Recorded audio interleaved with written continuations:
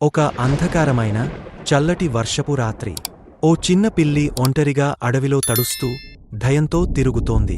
ఒక పెద్ద చెట్టు క్రింద ఒంటరిగా ముడుచుకొని భయంతో వణికిపోతోంది.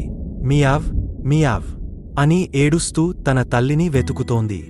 పక్కనే ఉన్న ఒక చిన్న గుహలో మంచి మనసున్న కుందేలు రాణి నిద్రపోతూ ఉంది. అకస్మాత్తుగా చిన్న పిల్లి ఏడుపు విన్నది.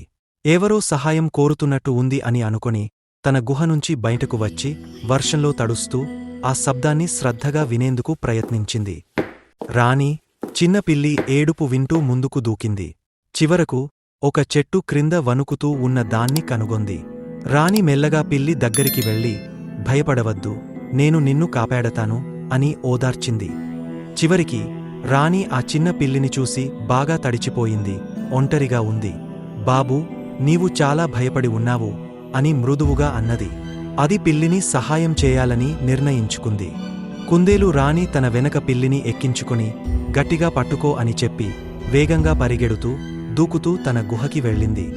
గుహకి వెళ్లిన రాణి కుందేలు పిల్లిని వెచ్చని ఆకులతో కప్పింది. ఇది నీ కోసం అని మృదువుగా చెప్పింది.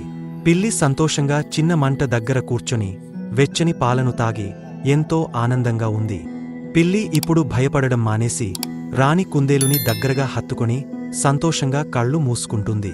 మీ అమ్మను కనుక్కునే వరకు నేను నిన్ను చూసుకుంటా అని రాణి కుందేలు చెప్పింది. మరుసటి రోజు ఉదయం వర్షం ఆగింది.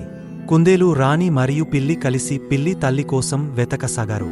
మీరు పిల్లి తల్లిని చూశారా అని కుందేలు ఒక గెల్లిని అడిగింది. లేదు, గెల్లి అన్నది నది దగ్గరగా వెతకండి అని. నది దగ్గర ఒక పెద్ద పిల్లి మియావ్ మియావ్ అంటూ తన బిడ్డను వెతుకుతోంది. అమ్మా అని పిల్లి ఆనందంగా పరిగెత్తింది. చిన్న పిల్లి తన తల్లి ఒడిలోకి దూకింది. అవి ఎంతో సంతోషంగా కలిశాయి.